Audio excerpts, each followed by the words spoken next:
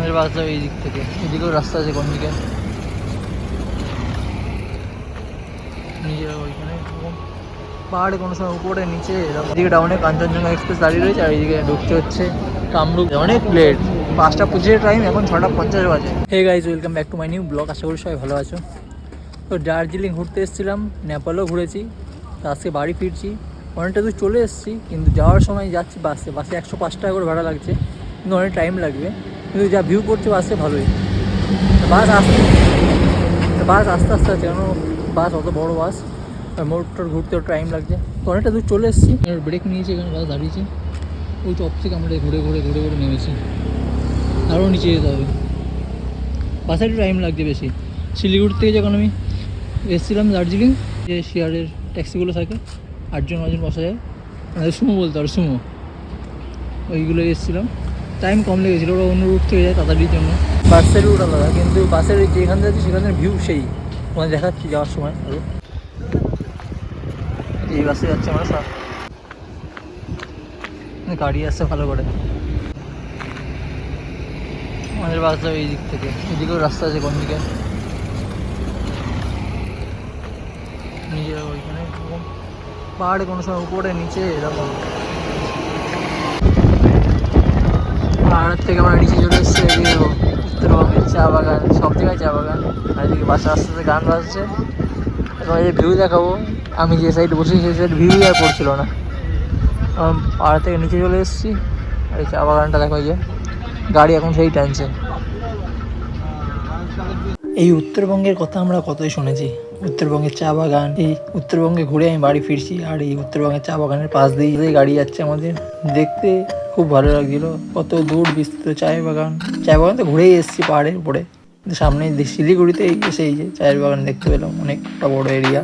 যখন এসছিলাম তখন মনে হচ্ছিল কি করে কাটবে দিনগুলো, কোনো জায়গা চেনা নেই, ফার্স্ট টাইম এসছি। কিন্তু যখন যাচ্ছি রাস্তাঘাট মোটামুটি চিনে গেছি, কোথায় কী আছে না আছে। এরকম হয় যে কোনো নতুন জায়গায় গিয়ে, কোনো প্ল্যানিং ছাড়াই চলে এসেছিলাম। কী করবো না করবো কোনো বুকিং ছিল না, শুধু হোস্টেলের ফোন নাম্বার ছিল, এইভাবেই ঘুরে নিলাম। আর ওইখানে যারা গাড়ি রেন্ট দেয় তাদের সাথে কথাবার্তা বলে অনেক জায়গায় ঘুরলাম।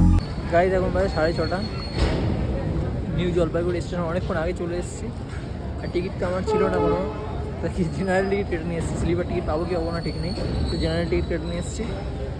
আর আমি গেছিলাম যাদের সাথে, মানে একা এসেছিলাম, কিন্তু ওই একটা পরিচয় হয়ে গেছিলো, প্রায় যারাই ঘুরতে গেছিলাম তাদের সাথে গেছিলাম। এখানে তাদের সাথে কথা বলতে ওরাও নিউ জলপাইগুড়ি এসছে, তাই ওদের সাথে 3জন মিলে একসাথে চলে এসেছি। ওদের তো রিজার্ভেশনের টিকিট কাটা ছিল, আমার কাটা নেই। এখন বসে আছি, আমি গেলাম টিকিট কাটতে, ওরা এখানে আমার জিনিসপত্র সামনে ছিল, আমি এখন বসে রয়েছি, ওরাই আছে এদিকে ওয়াশরুমের দিকে। তো নিউ জলপাইগুড়ি স্টেশনে এখন ঘুরে বেড়াচ্ছি। যাবো হচ্ছে আমি দার্জিলিং মেলে, কারণ সব জায়গায় দাঁড়াবে না, তাহলে ভিড়টা কম হবে।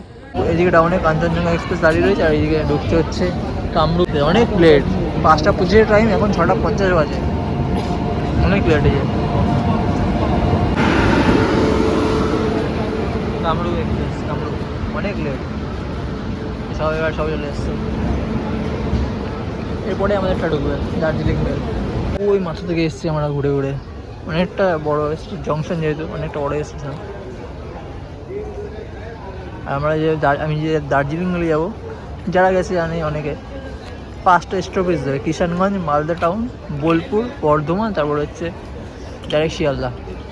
তার জন্য ওইটাই যাচ্ছি, জেনারেলে সিট পেয়ে যায় হালকা হালকা, যে সিটও পেয়ে যায় বসে থাকলে মতো, তাও ভিড়টা কম হবে। সব স্টপেজ দেবে না, কিছুক্ষণ আগে উত্তরবঙ্গ বেরোলো 6টা 5-এ।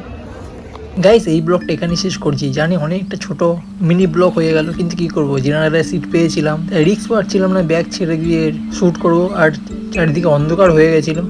তো দেখা হচ্ছে অন্য কোনো ব্লগে। তো এই ব্লগটা এখানে শেষ করছি, অন্য কোনো ব্লগে এরকম ট্র্যাকিংয়ের এক্সপিরিয়েন্স নিয়ে তোমার সাথে আসবো খুব তাড়াতাড়ি। তো এই ব্লগটা এখানে শেষ করছি, ভালো লাগলে লাইক করো, শেয়ার করো, আর চ্যানেলে যারা নতুন আছো সঙ্গে থেকো, সাপোর্ট করো।